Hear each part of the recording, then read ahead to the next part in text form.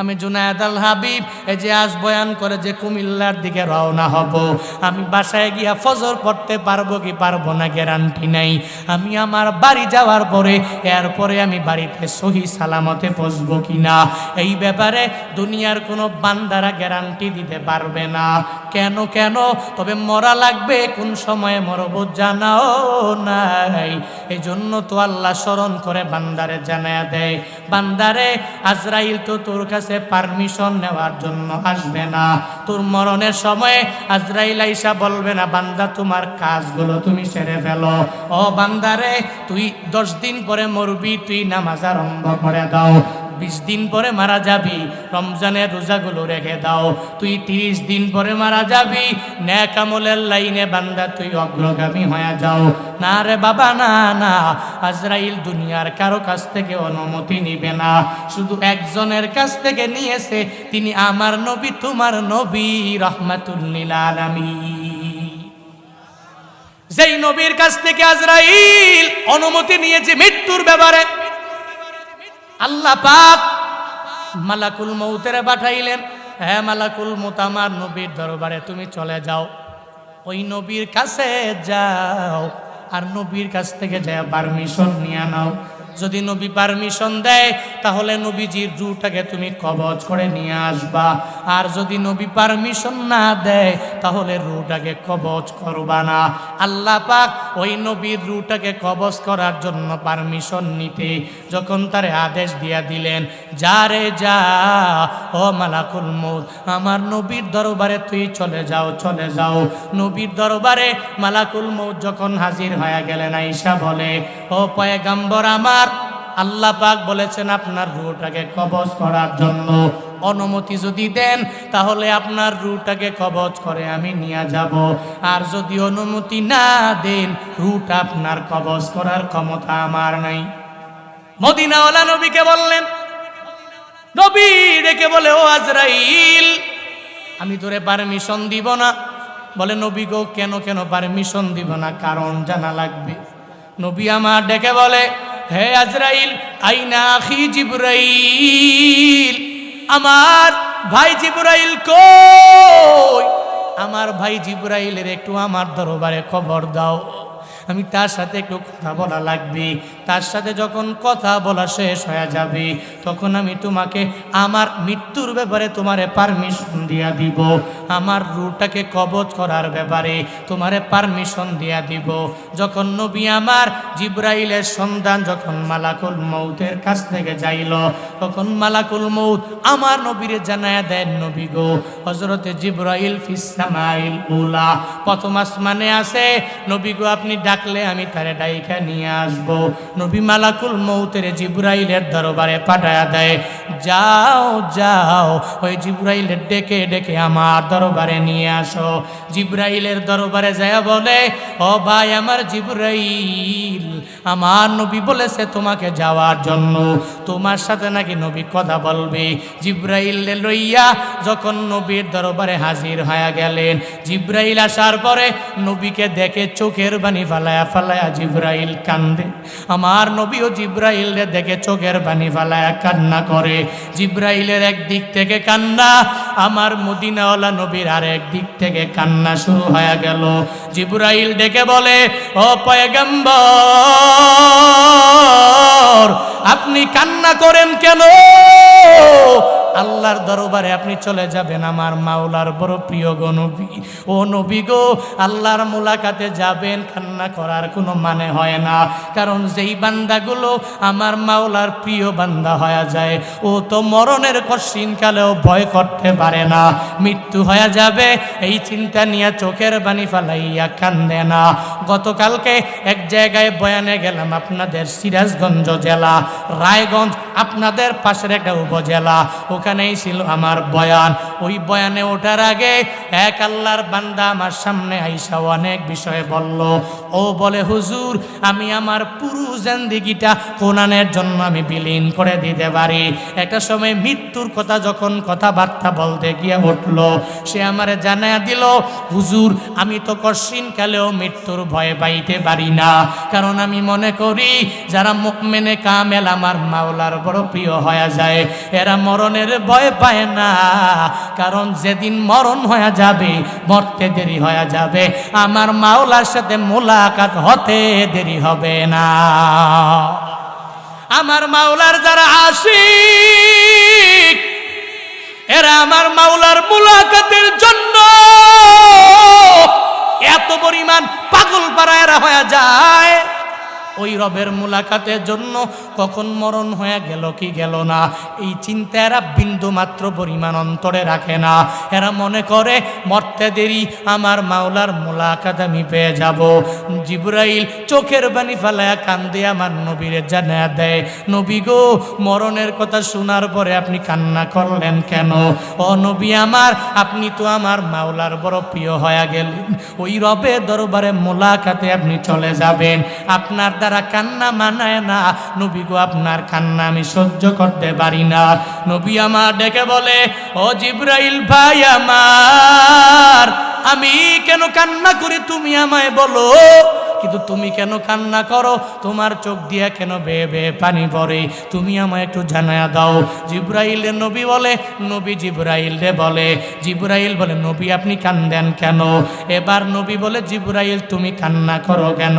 জিবরাইল ডেকে বলে, ও পয়গম্বর, আমি জিবরাইল আমার মাওলার পক্ষ থেকে ওহী নিয়ে নিয়ে সব নবীর দরবারে আসি। আমার মাওলা আমারে বড় একটা দায়িত্ব দিয়েছে, পৃথিবীর যত পয়গাম্বর, এই সব পয়গাম্বরের দরবারে আমি ওহী নিয়ে আসি। আল্লাহ পাক যখনই আমারে আদেশ দিয়া দিল, আমি ওহী নিয়ে নিয়ে নিয়ে তাদের দরবারে হাজির হয়ে গেলাম। এটা আমার দায়িত্ব। তবে যত নবীর কাছে আমি আসছি, আপনার কাছে যতবার আসছি, ততবার আমি অন্য কোনো নবীর দরবারে আসি নাই। একজন নবীর দরবারে আমি ওহী নিয়ে আসলাম, কারো কাছে 10 বার, কারো কাছে 15 বার, কারো কাছে আমি আসলাম 100 বার। হযরতে মূসা, যার সাথে আমার মাওলা এত পরিমাণ কথা বলল, ওর দরবারে আমি ওহী নিয়ে আসছি 700 বার।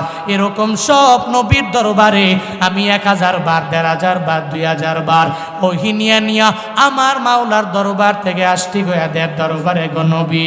কিন্তু আপনার দরবারে আমি 1 বার না, 2 বার না, 100 বার না, 1000 বার না, বরং আপনার দরবারে আল্লাহর পক্ষ থেকে ওহী নিয়ে আসছি 24,000 বার। নবী, আমি আপনার চেহারা দেখবো না, আর এই সুন্দর আপনার কথামালা আমি শুনবো না। নবী গো, আপনার চেহারা যে দেখবো না, এই জন্য আমি চোখের পানি ফেলায় কান্দি। আপনি রওজায়ে আতহারে থাকবেন, এই কারণে আমি আপনারে না দেখবো না, আপনার দরবারে ওহী নিয়ে আসতে পারবো না, এই জন্য আমি চোখের পানি ফেলাইয়া আপনার মায়ায় কান্না করি। কিন্তু আপনি আমার মাওলার মুলাকাতে আপনি চলে যাবেন, কান্না করার মানে হয় না। নবী আমার ডেকে বলে, ও আমার জিবরাইল ভাই শুনে না, আমি চলে যাব, কোনো অসুবিধা হবে না। আমি আমার নিজের জন্য কান্দি না রে, আমি আমার ছেলে মেয়ের জন্য চোখের পানি ফেলায়া কান্না করি না। আমার কন্যা ফাতিমা, ওই ফাতিমার ব্যাপারেও আমি চোখের পানি ফেলায়া কান্না করি না। আমার প্রথম স্ত্রী খাদিজা রাদিয়াল্লাহু তাআলা আনহা, আমি তার জন্য চোখের পানি ফেলায়া কান্না করি না। আমি কান্না করি, আমি দুনিয়া থেকে বিদায় নিয়ে চলে যাব। আমার গরিব উম্মতেরা, আমি নবীর জন্য কত পাগল হয়ে যাবে, আমি নবী চলে যাব, কোনো অসুবিধা নাই, এটা হবে না। কিন্তু আমার উম্মতের উপায়টা কি হবে? এই উম্মতের জন্য কারা বারবার উম্মতের দাওয়াত দিবি? এই উম্মতের উপায় কি হবে?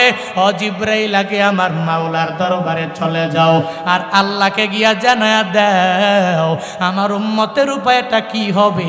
এটা যখন আমার মাওলা জানায়া দিবি, তখন আমি আমার উম্মতের ব্যাপারে ডিফেন্স চিন্তা করব, কি বলা যায়, আমার উম্মতের ব্যাপারে আল্লাহ কি বলল, ওই কথার উপরে চিন্তা ভাবনা করে আমি বলবো পারমিশন দেওয়া যায় কি যায় না। জিবরাইল সঙ্গে সঙ্গে আমার মাওলার দরবারে হাজির হয়ে গেল, যা বলে, ও মালিক, আপনার বন্ধু তো রুটাকে কবজ করার জন্য পারমিশন দেয় না কেন রে? বলে আপনার বন্ধু নাকি চায় আপনার বন্ধুর উম্মতের কি উপায় হবে চিন্তা নিয়া আপনার বন্ধু রুটাকে কবজ করার জন্য অনুমতি দেয় না। আল্লাহ পাক জানায়া দেয়, ও জিবরাইল শুনো, অনুমতি আমার নবী দিবে না। আমি জানি, কারণ আমার নবী উম্মতের অনেক ভালোবাসে। তবে আমি আমার নবীর কান্না আমি সহ্য করতে পারি না রে। ওই নবী কান্না করবে, আমি আল্লাহ চায়া দেখবো, এটা হতে পারে না। ও জিবরাইল যাও, আমার নবীর দরবারে তুমি চলে যাও। ওই নবীর দরবারে যাইয়া উম্মতের ব্যাপারে আমার নবীরে জানাইয়া দাও। ওই নবীর উম্মতেরা যদিও নবী হারা হয়ে যাবে, আমি আল্লাহ তো আছি, আমি আল্লাহ থাকবো। ও জিবরাইল আমার নবীর দরবারে যাও, ওই নবীর কাছে গিয়া জানায়া দাও, আমার নবী চিন্তা করার কোনো প্রয়োজন নাই রে, আমার নবী টেনশন করার কোনো প্রয়োজন নাই। এই উম্মত যদিও দুনিয়া থাকবে, আমার নবী থাকবে না, কিন্তু হাসরের ময়দান কায়েম হওয়া পর্যন্ত আমি মাওলা উম্মতের কাছে, আমার বান্দাদের কাছে থাকবো। আমার নবী যদিও নাই, তবে হাসরের ময়দান কায়েম হওয়া পর্যন্ত আমি আল্লাহ আমার নবীর উম্মতের জিম্মাদারি নিয়ে নিলাম। আমি আমার বান্দার জিম্মাদারি নিয়ে নিলাম। আমার নবী উম্মতের নিয়ে চিন্তা করেন, নবী উম্মতের নিয়ে চিন্তা করার কোনো দরকার নাই। যাও রে, গিয়া এরপরে পারমিশনটা তাড়াতাড়ি নিয়ে আসো। এবার জিবরাইল আজরাইলে পাঠাইয়া দিল, নবীর দরবারে চলে গেল। নবীর কাছে যাইয়া আমার পয়গাম্বররে জানায়া দেয়, পয়গাম্বর এবার আপনি পারমিশন দিবেন কি দিবেন না? আল্লাহ কি বলেছে? বলে আল্লাহ বলেছি আপনার উম্মতের জিম্মাদারি আমার মাওলা নিয়ে নিছি, তাহলে অসুবিধা নাই। ও মালাকুল মউত, তোমারে পারমিশন দিয়া দিলাম, আমার রূহটাকে এখন তুমি কবজ করে নিয়ে যেতে পারো। এবার আজরাইল আমার নবীর রূহটাকে কবজ করার জন্যে যখন নবীর বুক মুবারকের মধ্যে যখন হাতটা রাখলেন, নবী আমার বলে, ও ভাই আমার আজরাইল, তুমি তোমার বুকটা হাতটা আমার বুকের উপরে রাখলা, আমার মনে হয় আসমান জমিন পুরাটা তুমি আমার বুকে উঠায়া দিলা। আমার মনে হয় আসমান জমিনটা আমাকে চাপা দিয়া দুনিয়া থেকে বিদায় করে দিচ্ছি। ও আজরাইল রে, এরকম কি আমার উম্মতের বেলায় এত কষ্ট হয়ে যাবে? এরা তো মৃত্যুর যন্ত্রণাটা সহ্য করতে পারবে না, সহ্য করতে পারেও না রে। এরা কি এদের বেলা আজরাইল এমন আচরণ তোমরা করবা? আজরাইল ডেকে বলে, নবী না, আপনার উম্মতের বেলায় এমন করা হবে না। আপনার যে উম্মতেরা দুনিয়াতে আমার মাওলাকে মেনে যে উম্মতেরা চলবে, যারা 5 ওয়াক্ত নামাজ আদায় করবে, যারা রোজা রাখবে, নেক আমলের লাইনে যারা অগ্রগামী হয়ে যাবে, এদের মরণটা কঠিন কালেও কঠিন হবে না। একটা ছোট্ট বাচ্চা মায়ের কোলে যেরকম ভাবে কত আরাম করে দুধ খায়, দুধ খাওয়ার সময় ওই ছোট্ট বাচ্চা যেরকম কোনো চিন্তা নাই, কোনো টেনশন নাই, একজন মুমিনে কামেল যেই বান্দা হয়ে যাবে, তার মরণের সময়ও ঠিক ওই ছোট্ট বাচ্চাটার যেরকম কোনো টেনশন হবে না, তার মরণের সময়ও ওই মুমিন এতটুকু পরিমাণও টের পাবে না। তবে দুনিয়াতে হুজুরের কথা শুনে যারা নামাজ পড়লো না, রোজা রাখলো না, নেক আমলের লাইনে অগ্রগামী হয়ে গেল না রে, যারা দুনিয়াতে হুজুরের কথাটা মানে নাই, হুজুরের কথা এক কান দিয়া ঢুকাইয়া আর এক কান দিয়া যারা বের করে দিল, এদের বেলায় আমার মাওলা এত পরিমাণ রাগান্বিত হয়ে যাবে। আজরাইল ডেকে বলে, ও পয়গম্বর, ওই মরণের সময় এদের এত পরিমাণ কষ্ট হয়ে যাবে জাননি? বলে কি কষ্ট হবে? বলে একটা যদি জীবন্ত খাসি, ওই খাসিটাকে যদি যদি জবাই না করে উল্টায় যদি ছিলে ফেলে, তাহলে ওই খাসিটার যেই পরিমাণ কষ্ট হয়ে যাবে, একটা বেনামাজি, একটা বেরোজাদার, একটা বেআমলওয়ালা যে আমার আল্লাহরে মানে না, নবীরে মানে না, আমার আল্লাহর কমান অনুযায়ী যেই বান্দাগুলো চলে না, এদের বেলায়ও ওই খাসির চাইতেও কষ্ট এদের রূহ কবজের সময় হয়ে যাবে। নাউজুবিল্লাহ পড়বেন না? আরো জোরে পড়বেন না? আরো জোরে পড়েন নাউজুবিল্লাহ। হ্যাঁ, হ্যাঁ, যখন একটা খাসি জবাই দিল না, জবাই না দিয়া যদি এক গাছের মধ্যে বাইধা উল্টা যদি ছিলেন, কষ্টটা কি কম হবে না বেশি হবে? কথা বলো না কেন? কম হবে না বেশি?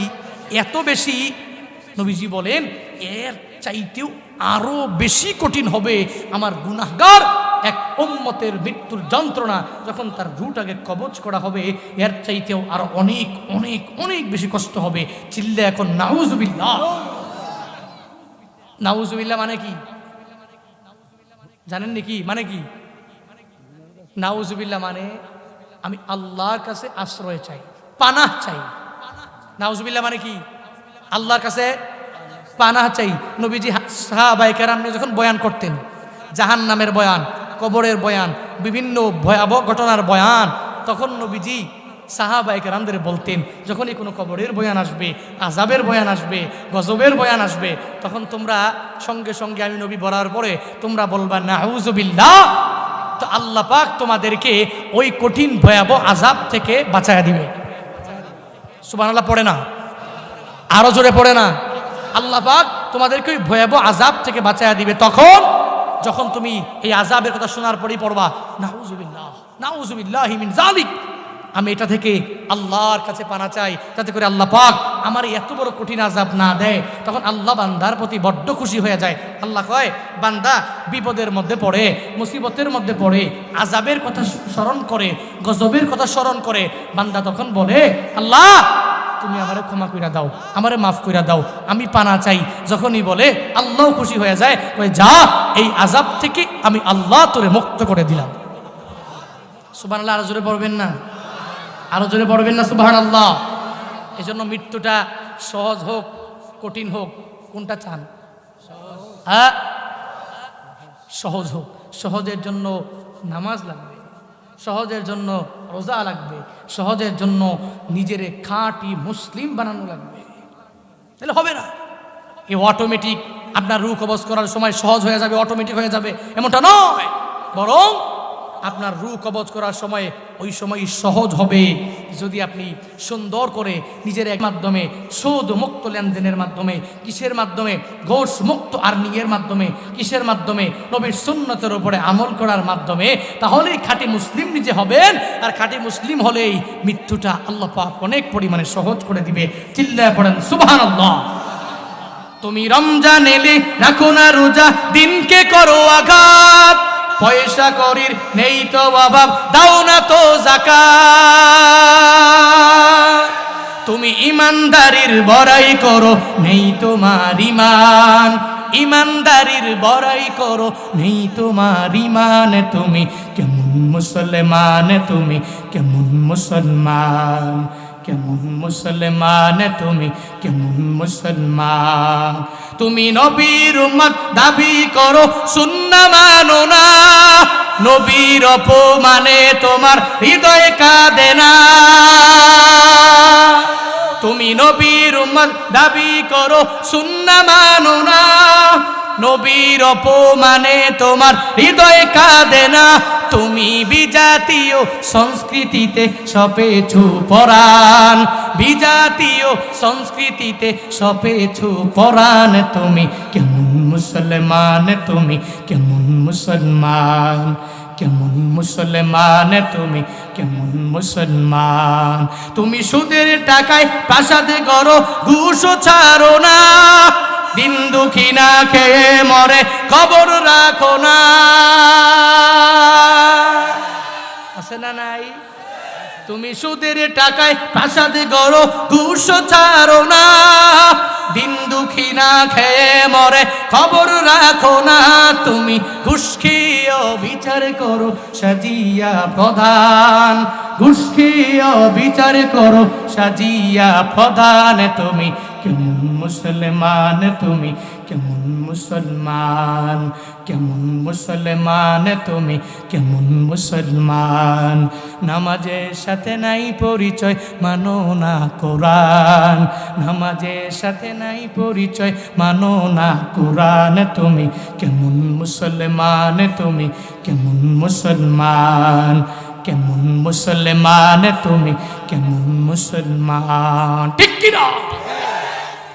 মুসলমান নিজেরা মুসলিম বানাইবার লক্ষ্যে নামাজি হয়ে নিজেকে এমনভাবে গড়ে তোলো যাতে করে 5 বেলার নামাজের এক ওয়াক্ত আমার মিস না হয়। খালি মাহফিল তো শুনি, হুজুর মজা লাগে, বয়ান করেন বড্ড মজা লাগে, সারা রাত করেন আরো মজা লাগে, ফজরের বেলায় হুজুর আমি নাই। হ্যাঁ, কেমন হইলো? সারা রাত ওয়াজ শুনলাম, ফজরই পড়ি নাই। তাহলে এই ওয়াজ যদি আমি এক রাত কেন, আমার পুরো জিন্দেগিতে যদি 60 বছরের জিন্দেগিতে যদি আমি ওয়াজ শুনি, আমার এই ওয়াজে কোনো ফায়দা আছে? উপকার হইবে? এই ওয়াজ উদ্দেশ্য কি? মানুষগুলোকে নামাজের ভয় ঢুকানোর, যে তুই আল্লাহকে ভয় করে নামাজে যাও, মানুষের ভিতরে ঢুকানোর তুই আল্লাহকে ভয়ের করে রোজা রাখো। মানুষের ভিতরে এটাই ঢুকানো লাগবে, তুই আল্লাহকে ভয় করে সুদ মুক্ত টাকা ইনকাম করো। মানুষের অন্তর এটাই ঢুকানো, বান্দা তুই আল্লাহকে ভয় করে ঘোষ থেকে নিজেকে বিরত রাখো। এগুলাই তো উদ্দেশ্য। কিন্তু এখন তো হুজুর আপনাকে মৌখিকভাবে খুব ভালো লাগে, কিন্তু আমলের কথা বললেন না। যতক্ষণ পারেন ওয়াজ টোয়াজ করেন, ভালো করে বয়ান টয়ান করেন, বিভিন্ন কোরআন এবং হাদিসের ঘটনাগুলি বলেন, কিন্তু নামাজের কথা বললেন না। এটা বড্ড খারাপ লাগে। হ্যাঁ, ওই যে 4 ছেলে আর বাবার মতো বলবো। হ্যাঁ বলবো, 4 ছেলে আর বাবা। একজন বাবার 4 ছেলে, 4 জনের মধ্যে 3 জন বড় আল্লাহওয়ালা ভালো মানুষ, নামাজ পড়ে, বাবার কথা মানে, মায়ের কথা মানে, অন্যায় করে না, অপরাধ করে না। লাস্ট নাম্বার যেটা, এটা কিন্তু কথা মানে না। যে মাঝে মাঝে বলে না, আমাদের এলাকায় বলে শেষ কাটাইল্লাটা বড় ফোংডা হইছে, এটা আমাদের এলাকায় বলে যে লাস্ট নাম্বার যে ছেলেটা, এটা অনেক পরিমাণে দুষ্টুমি করে, সে একেবারে সর্বোচ্চ লেভেলের দুষ্ট। নামাজ রোজা তো নাই, বাবার কথাও মানে না, মায়ের কমান্ড মানে না, কারো কথাই মানে না।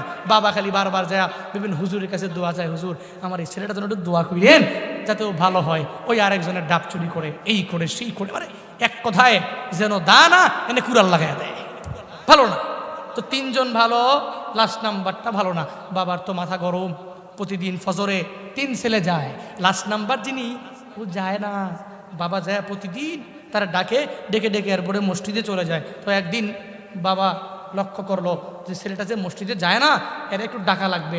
ডাকতে যাইয়া এবার ছেলেটারে একবার দরজার মধ্যে জোরে ধাক্কা মারছে, এই ছেলে। বাকি 3 ছেলের নামাজের ব্যাপারে বলা লাগে না, তো তুই এমন কেমনে হইলি, তুই কেন নামাজ পড়ো? একবার দিছে জোরে ধাক্কা, এত ঘুমাইছি 4টা 5টায়, বুঝলেন? ওই যে যারা মোবাইল চালায়, যে যুবকরা, তোমরা মোবাইলে টিপতে টিপতে টিপতে টিপতে বাবা ঘুমাইছে, মাও ঘুমাইছে, পুরো 14 গোষ্ঠী ঘুমায় গেছে, তুমি কিন্তু ঘুমাও নাই। 3টা পর্যন্ত মোবাইলটা হাতে নিয়ে টন টন টন টন করে যত ছবি মুভি যত কিছু আছে হাবি যাবি, বাকিটার কইলাম না, সব তোমরা দেখা দেখা 4টা বাজে পরে ঘুমাইছো, ঘুমের থেকে লাভ দিয়ে ওঠো 10টা বাজে। কি এর ফজর? কারণ 1 ঘন্টা একটু ঘুমায় আগে আর ফজর করা যায়? আর এর নিয়ত হতে নাই। 4টা বাজে ঘুমাইছে, কোনো ব্যক্তি যদি কোনো ধান্দা থাকে যে আমি নামাজ পড়বো, তাহলে সে পড়তে পারবে। আর কারোর ভিতরে যদি ধান্দাই না থাকে নামাজ পড়বো না, তো পড়তে পারবে না। আমরা তো ঘুমাই, এই যে মাঝে মাঝে গতকালকে যে ঘুমাইছি, আমরা তো ঘুমাইছি সবাই অ্যালার্ম দিয়ে রাখছি, অ্যালার্ম বাজছে, ঘুম থেকে উঠছি, আমার ড্রাইভার আমি সবাই মিলে নামাজ টামাজ পড়া, এরপর আবার শুইছি। ধান্দা থাকা লাগে, ধান্দা কি আমরাও কি তোমাদের চাইতে পরিশ্রম কি কম করি? কত পরিশ্রম, এত পরিশ্রম করার পরেও কেন পড়ি? এটা যদি আপনার নিয়ত থাকে, ওই যে বলে না, যদি থাকে বন্ধুর মন গাং পাড়াইতে কতক্ষণ। এখন যদি বন্ধুকে ভালোবাসি, তো আমি তো গাং পাড়াইতে পারবো, হাক্কা লাগবে না, আমি ডুব দিয়ে হইলেও যাবো। এই জন্য ইচ্ছা থাকলে উপায় হবে। তোমাদের তো ইচ্ছাই নাই। ছোট্ট ছেলেটা বারবার যায় দরজায় করোনারে, হাই তুই উঠোস না কেন? বাকি 3 ছেলে আমার নামাজ পড়ে, তুই পড়োস না কেন? 3বার যখন বলছে, একটু মাথা গরম, বাবারে কয়, এই আরেকবার যদি ডাক দাও, তুমি ছোট্টবেলায় যা যা করছো আমি গিয়ে কালকে সব কয়ে দিব। দুষ্টু এত পরিমাণ দুষ্টু। এবার বাবারে দিয়ে দিছে হুমকি, এই বাবা এত কই মনে মনে এ তোমার ইজ্জত দিয়ে টান দিব, গেছে গা। আর ডাক দেয় না, চলে গেছে মসজিদে। মসজিদে গিয়া সুন্দর করে নামাজ টামাজ পড়া তসবি টসবি পড়তে আছে, জপতে আছে, তসবি পড়তেছে। একটু পরে সবাই চলে গেছে।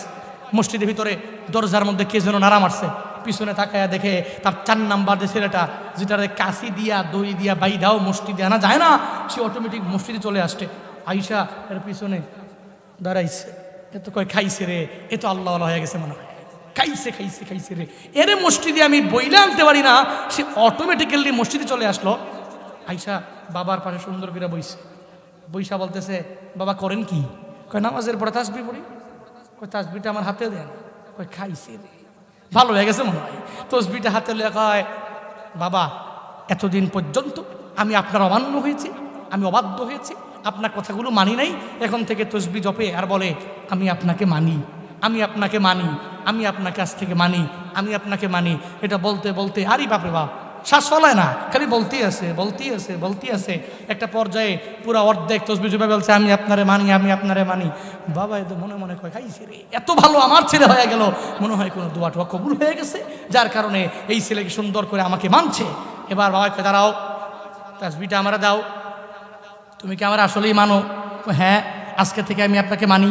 ঠিক আছে, যদি তাহলে মানো তাহলে আজকে থেকে 5 ওয়াক্ত নামাজ পড়বা, আমার সাথে আসবা। যদি আমাকে মানো, প্রতিদিন তুই ঠান্ডার মাঝে গরুর জন্য সকালবেলা যে জলার মধ্যে ঘাস কাটতে হয় আমার, কিন্তু আজকে থেকে দায়িত্ব তোমাকে অর্পণ করলাম।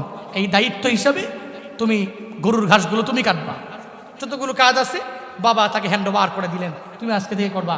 বাবা একটু দাঁড়ান, আবার দাঁড়াবো কেন? তসবিটা একটু হাতে দেন। তসবিটা হাতে নিছে, নিয়ে কইতেছে বাবা আপনাকে আমি মানি, আপনাকে আমি মানি, আপনাকে আমি মানি, আপনাকে আমি মানি। ওরে বাপরে বাপ, বাবা কয় তুমি মানো দেখাই তো তোমাকে এতগুলো দায়িত্ব তোমার উপর অর্পণ করলাম, এই দায়িত্বগুলো তুমি ইন ফিউচার থেকে আমার কাজগুলো তুমি করবা, আমি এজন্যই তো হ্যান্ড ওভার করলাম, এই কাজগুলো তোমার উপরই অর্পণ করলাম, এজন্যই তো। কয় না বাবা আমি আপনাকে মানি, আমি আপনাকে মানি। লাস্ট গিয়া বলতেছে বাবা আমি আপনাকে মানি, যদি ঘাস তুলে মানন লাগে তাহলে ওই মানাতে আর আমি নাই।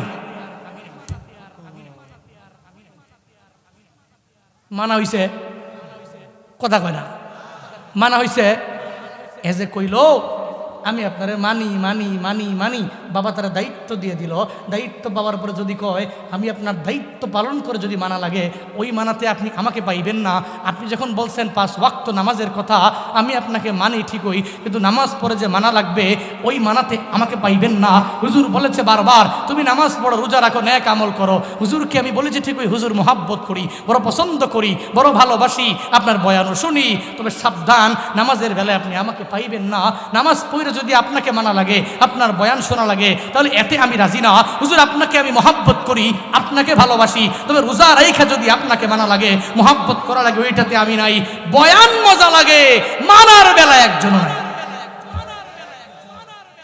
এই জন্য খালি বয়ান শুনলেই হবে না, মানতে হবে। পারবেন তো ইনশাআল্লাহ? হ্যাঁ পারবেন তো ইনশাআল্লাহ? আল্লাহ পাক আমাদের সবাইকে জানার পাশাপাশি মানার তৌফিক দান করেন। সকলেই পড়ি আমিন। আরো জোরে পড়েন, আবার পড়েন আমিন। একটু জিকির করি লা ইলাহা, গরম পানি কই, গরম পানি আছে না? লা ইলাহা ইল্লাল্লাহ, লা ইলাহা ইল্লাল্লাহ, লা ইলাহা ইল্লাল্লাহ, লা ইলাহা, লা ইলাহা ইল্লাল্লাহ, লা ইলাহা ইল্লাল্লাহ, লা ইলাহা। সিজদা করব না গায়রুল্লাহ, সিজদা করব এক আল্লাহ, সিজদা করব না গায়রুল্লাহ, সিজদা করব এক আল্লাহ। লা ইলাহা ইল্লাল্লাহ, লা ইলাহা ইল্লাল্লাহ, লা ইলাহা ইল্লাল্লাহ লা ইলাহা লা ইলাহা এত বেশি হিট লা ইলাহা ইল্লাল্লাহ মুহাম্মাদুর রাসূলুল্লাহ। এই জন্য আপনাদের জানার পাশাপাশি মানতে হবে। পারবো ইনশাআল্লাহ। বলতেছিলাম আল্লাহ পাক বলেন কাইফা তাকফুরুনা বিল্লাহ, তুই কেমনে আমি আল্লাহকে অস্বীকার করো? তুই ছিলে মৃত, আমি আল্লাহ তোরে জীবিত করলাম, আবার ওই জীবিত থেকে আবার একদিন তোর মরণ বরণ করা লাগবে, এই মৃত্যুকে বরণ করে তুই নিজেকে মাইয়্যিত বানানো লাগবে। হ্যাঁ, আবার সুম্মা ইউহয়িকুম, আবার তোকে আমি আল্লাহ জীবিত করব। তারাতান নুখরা, সেটা অপর আয়াতে আল্লাহ পাক বলেন মিনহা খলাকনাকুম ওয়া ফিহা নুঈদুকুম ওয়া মিনহা নুখরিজুকুম তারাতান নুখরা। আল্লাহ পাক জানায়া দিলেন এই মাটি থেকে আমি আল্লাহ তোমাদেরকে বানাইছি, আবার ওই মাটিতেই বান্দা তোমার চলে যাওয়া লাগবে। ওই মাটিতে যাওয়ার পরে তোমার কোনো খোঁজখবর থাকবে না। একটা সময়ে আমি আল্লাহ ওই মাটি থেকে বান্দা তোমারে আবার উঠাবো। আমি রবের দরবারে একদিন এই মাটি থেকে আমি আল্লাহ উঠাইয়া আমি রবের দরবারে বান্দা তোমার হিসাব দেওয়া লাগবে। আল্লাহ কয় সুম্মা ইলাইহি তুরজাউন, আমি রবের দরবারে বান্দা তোমার প্রত্যাবর্তন করা লাগবে, আশা লাগবেই লাগবেই লাগবে। সবার আসতে হবে, সব নবীরা মৃত্যুবরণ করলো, বান্দা তুমিও মৃত্যুবরণ করা লাগবে। তুমি টাকা যদি বলো আমার টাকা পয়সার অভাব নাই, তাহলে তোমার মরণ হবে না। বন্দারে এমনটা না, বন্দারে আমার মাওলা যখন ডাক দিবে ওই সময়ে তোমার চলে যাওয়া লাগবে। এই যে বসুন্ধরা গ্রুপের এমডি সায়েম সুবহানের বাবা, কোভিড-19 সময়ে টাকা পয়সার অভাব নাই, এত পরিমাণ টাকা পয়সা যে টাকা পয়সা দিয়া চাইলে পুরা পৃথিবীর কিছু অংশ কিনে নিতে পারবি, এত টাকা পয়সা। এই টাকা পয়সা দিয়া যতই চেষ্টা করেছে করোনার সময়ে আমারে বাঁচাও বাঁচাও, বান্দা বাঁচতে পারে নাই। কেন? বলে মরণ তোমার বরণ করা লাগবে, তোমার টাকা তোমারে বাঁচাইতে পারবে না, তোমার ক্ষমতা তোমারে বাঁচাইতে পারবে না। এই যে গাজীপুরের এমপি স্বাস্থ্যমন্ত্রী, উনিও তো কোভিডের সময়ে দুনিয়া থেকে বিদায় নিল। ওনার টাকা পয়সার অভাব নাই, পাওয়ারের অভাব নাই, ক্ষমতারও কোনো অভাব নাই, চেষ্টা তো কম করে নাই, বাঁচার জন্য কিন্তু পারে নাই রে বান্দা। দুনিয়াটা এমনই, সব বান্দাদের একদিন দুনিয়া থেকে বিদায় নিয়ে চলে যাওয়া লাগবে।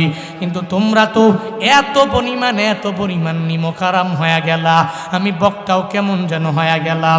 আল্লাহ যে এত পরিমাণ মায়া করে করে আমাদেরকে বানালেন, এরপরেও কত চিন্তা করি, বলে আমি নামাজে যাই না, কত চিন্তা করি সন্তানাদির জন্য, কত চিন্তা করি আমার বউয়ের জন্য, কত চিন্তা করি আমার পরিবারের জন্য। এই পরিবারের কথা চিন্তা করে করে যত পরিমাণ সুদ আমি আমার জিন্দেগিতে খাইলাম, যত পরিমাণ মানুষের উপর জুলুম করলাম, যত পরিমাণ মানুষের উপর নির্যাতন করলাম। বান্দারে তুমি টাকা পয়সা ইনকাম করে করে করে যেই ছেলেরে দিয়া গেলা, তোমার মরণের পরে ওই ছেলে তোমার দ্বারে কাছেও যাবে না, কবরের সামনে যাইয়া তোমার জন্য দোয়াও করবে না, বরং তোমার কবরটা কই ওই কথাটাও বিন্দু মাত্র পরিমাণ মনে রাখবে না। এই যে টাকা পয়সাগুলো মসজিদে মধ্যে দান না করে, মাদ্রাসার মধ্যে না দিয়া নিজের মতো করে এত যে বাড়াবাড়ি করে করে করে ব্যাংকে জমা কইরা রাখলা, কার জন্য রাখছো? বলে আমার ছেলেটা একটু ভালো করে চলতে পারবে।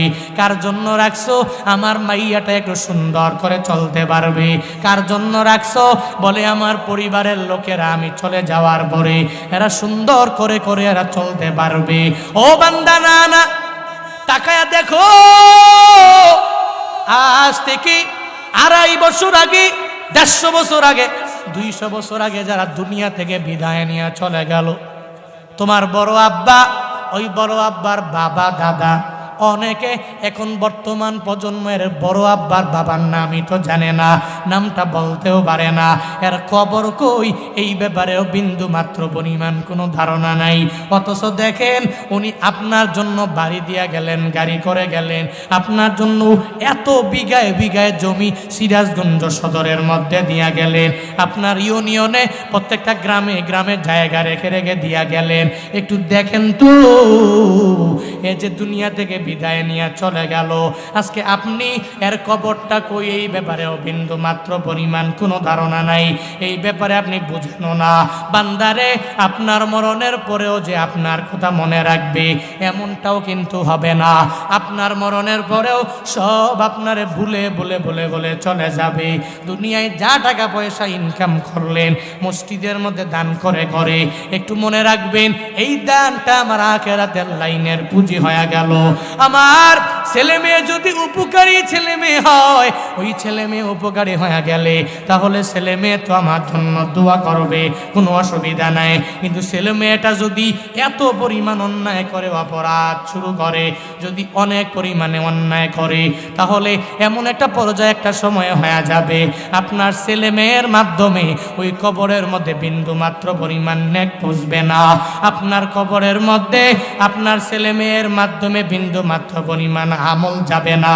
বান্দারে, এই জন্য এত বকিলামি না করে আখিরাতের লাইনের জন্য একটা পুঁজি বান্দা বানাইয়া নিয়ে যাও, যাতে মরণের পরে ছেলেও যদি কবরের পাশে তোমার না যায়, তোমার পরিবারের কেউ যদি কবরের পাশে না যায়, তোমার ওই দান তোমার পাশে থাকবি, তোমার ওই কোরআন তিলাওয়াত তোমার পাশে থাকবে, তোমার নামাজটা তোমার পাশে থাকবে। এজন্য তো বারবার হুজুরেরা বলে একটু মসজিদের টাকা থাকলে দান কইরো, একটু মাদ্রাসা টাকা দিয়া বানাইও, একটু মাঝে মাঝে তুমি ভালো করে চলতে পারো না, এরপরেও কিছু টাকা তুমি দান কইরো, আল্লাহ পাক তোমার এত পরিমাণ বরকত বাড়ায়া দিবে, কত ফায়দা হয়ে যাবে। বান্দা শুনে যাও, শুনে যাও, শুনে যাও। দানের বদৌলতে আল্লাহ পাক বান্দাদের কি পরিমাণ দামি বানায়া দেয়, এত পরিমাণ দামি। এখন তুমি তো তোমার ছেলে মেয়ের জন্য কামাই করে দিতে দিতে দান করতেও ভুলে গেলা। তুমি মনে করো আমি দিয়া দিলে আমার কমতি হয়ে যাবে। না রে বাবা, না না, কোন সময়ের দান আল্লাহর দরবারে কবুল হয়ে যায়। এক ডাকাত, যেই ডাকাতের নাম হলো বসির উদ্দিন, যার নাম 40 জন ডাকাতের বড় লিডার ছিল, আল্লামা কুতুবউদ্দিন বখতিয়ার কাকি রহমাতুল্লাহ আলাইহির জামানা, বড় ওলিয়ে কামেল। ওনার জামানায় ডাকাতটা এত পরিমাণ ডাকাতি করে, একদিন ডাকাতি করার জন্য যখন রওনা হয়ে যায়, জঙ্গলে যাওয়ার পরে তাকাইয়া দেখি এক বিল্ডিং এর মধ্যে এক দালানে, ওই দালানের ভিতরে ছোট্ট একটা বাচ্চা চোখের পানি ফালায়া ফালায়া কান্দে আর বলে, ও মালিক, আমার দুনিয়াতে মা নাই, বাবা নাই, তুমি আমার মা বাবা দুনিয়া থেকে নিয়ে গেলা, অল্প বয়সে আমি আমার মা বাবাকে হারিয়ে ফেলেছি। ও আল্লাহ, আমার মা নাই, বাবাও নাই, আমি মাদ্রাসার মধ্যে পড়াশোনা করি, ওই মাদ্রাসায় রাতের বেলা পড়ার জন্য হারিকেন জ্বালানো লাগবে, একটু তেল আমার লাগবে, কিন্তু আল্লাহ গো, ওই তেল কিনার বিন্দু মাত্র পরিমাণ টাকা আমার মাঝে নাই, যার কারণে আমি তেলও কিনতে পারি না, হারিকেন জ্বালাইয়া আমি কোরআন তিলাওয়াত করতে পারি না। আমার মাওলার দরবারে নিজের মা বাবার জন্য যখন কান্না করে, বান্দারে মনোযোগের কান লাগায়া শুনে যাও, 40 জন ডাকাতের লিডার এত বড় নেতা হইয়া যখন দেখে ছেলেটা কান্না করে, ওই ছেলের কান্না দেখে দেখে নিজেরে ধরে রাখতে পারে না, তার কাছে যায় আর যায় বলে, ও বাবারে, তুই কেন চোখের পানি ফালায়া কান্দো? বলে, আমার মা নাই, আমার বাবাও দুনিয়ায় নাই, আমার মা বাবা থাকলে আমারে তেল কিনে কিনে পড়ার খরচটা আমারে দিয়া দিত, আমারে হারিকেন জ্বালানোর মতো তেল আমার মা বাবায় কিনে দিত, কিন্তু আমার মাও নাই, বাবাও নাই, যার কারণে আমি তেল কিনতে পারি না। আমি কোরআন তিলাওয়াত করে ফজরের নামাজের পরে আমার উস্তাদদেরকে সবক শোনাইতে পারি না। তখন তার এই কথা বলে, ডাকাত হওয়ার পরেও দিলটা বড় নরম হয়ে যায়। আল্লাহু আকবার পড়বেন না? দিলটা বড় নরম হয়ে গেল। আমি মানুষের বাড়ি ডাকাতি করে করে করে আমি টাকা ইনকাম করি, কিন্তু এই ছেলেটা এত বড় বিপদের মধ্যে পড়ে গেল, মুসিবতের মধ্যে পড়ে গেল। না না, আমি তারে ফালাইয়া দিয়া যাইতে পারি না, আমি তার জন্য একটু তেলের ব্যবস্থা করে দিব। টাকা দেওয়ার পরেও ওই ছেলেদের তেল কিনে দেওয়ার জন্য বাজারে রওনা হয়ে যায়। বাজারে যাওয়ার পরে এবার তেলের দোকানে যায়, যখন দরওয়াজা টুক্কা মারে, এবার তেলের দোকানের মালিক যখন দরওয়াজাটা কইলা দেখে ডাকাতের সর্দার চলে আসলো, মাথাটা তো গরম হয়ে গেল। হায় রে, আজকে আমার তেলের দোকানে আগুন লাগায়া দিবি, আমার তেলগুলো নিয়ে নিয়ে চলে যাবে। যে ব্যক্তি সন্ত্রাস, এরা তো যে কোনো ব্যক্তি দেখলে ভয় পাবে কি পাবে না? পাবেনি। সন্ত্রাসের কেউ মায়া করে না। দেখবেন উপর দিয়া দিয়া দিয়া স্যার বলে, কিন্তু ভিতরে ভিতরে এত পরিমাণ ঘৃণা তার প্রতি জন্মায়া যায়। উপর দিয়ে বলে, স্যার আপনারে ভালোবাসি, স্যার আপনারে মোহাব্বত করি। ও স্যার, স্যার ছাড়া কোনো কথাই বলে না, কিন্তু গোপনে গোপনে এত পরিমাণ ঘৃণা তার অন্তরের মধ্যে জমিয়া গেল। বাংলাদেশেও দেখবেন মাঝে মাঝে অনেক বড় লিডারের নেতারে আশেপাশের লোকেরা যখন বাড়িতে আসে সালাম দেয়, স্যার বলে সম্বোধন করে। আর যেদিন বাড়ি থেকে সব সারিয়া যখন ঢাকায় চলে গেল, তখন ওই লোকেরাই চা দোকানের মধ্যে বৈশা বৈশা ওই লোকের বদনাম করে আসে। না না, উপর দিয়া স্যার স্যার বলে, তেলওয়ালা কয়, স্যার কি জন্য আসছেন? তেল লাগবে নাকি? যা লাগবে নিয়ে যান, নিয়ে যান, নিয়ে যান। ও স্যার গো, আমি আপনারে দেওয়ার জন্যই তো বৈশা আছি, তবে আবার আপনি তেল নিয়ে যাবেন এটা হবে না, এই তেলগুলো আমার মাথায় উঠাইয়া দিবেন, আমি একটু নিয়ে নিয়ে আপনারে একটু আগায়া দিব। যখন এই কথা জানায়া দেয়, বসিরউদ্দিন কয়, না না, এতদিন পর্যন্ত তুই আমারে এত পরিমাণ ডাকাত বললা, এতদিন পর্যন্ত আমি ডাকাতদের বড় লিডার ছিলাম, বড় নেতা ছিলাম, এখন থেকে নিয়ে 1-2 ঘন্টা আগে আমি ডাকাত ছিলাম, কিন্তু এখন আর আমি ওই রকম না, আমি তেল কিনে কিনে আমায় দাও, আমি ওই ছেলেটারে নিয়ে নিয়ে দিয়া দিব। কি পরিবর্তন হয়ে গেল, সঙ্গে সঙ্গে তেলওয়ালারে জানায়া দেয়, আমায় কিছু তেল দাও, এই তেলগুলো নিয়ে নিয়ে আমি চলে যাব। আবার তোমার মাথায় উঠানো লাগবে না, এই তেলগুলো ক্রয় করার পরে তুমি তেলের ড্রামটা আমার মাথার মধ্যে উঠায়া দিবা। আল্লাহু আকবার। এই তেলের দামটা আমার মাথায় উঠায়া দিবা, আমি তেল নিয়ে নিও। ওই হাফেজে কোরআনের কাছে গিয়ে একটু হাত দিয়া দিব রে। এই তেলটা যখন ক্রয় করার পরে তখন মাথায় দিয়া দিলেন, ড্রামটা মাথার মধ্যে লইয়া রওনা হয়ে গেলেন ওই ছেলের দরবারে। ওই ছেলের কাছে যা বলে, ছেলে রে, তোর দুনিয়াতে মা নাই, বাবা নাই, কেউ নাই। ও ছেলে রে, আমার যদিও টাকা পয়সার কোনো অভাব নাই, সব জুলুমের টাকা, সব আমি মানুষের উপর অত্যাচার করে করে আর্নিং করেছি, ধরো ধরো এই তেলটুকু আমি তোমার দিয়া দিলাম, এই তেল দিয়া দিয়া সুন্দর করে কোরআন তিলাওয়াত করবা আর কোরআন মুখস্থ করবা, আর আমি ব্যক্তির জন্য তুমি আমার মাওলার দরবারে হিদায়াতের দোয়া করবা। সঙ্গে সঙ্গে ওই ছেলেটা চোখের পানি ফালাইয়া আমার মাওলাকে বলে, ও দয়ার মালিক, আমার মা নাই, আমার বাবা দুনিয়ায় নাই, এই দুনিয়াতে আমি বড় এতিম,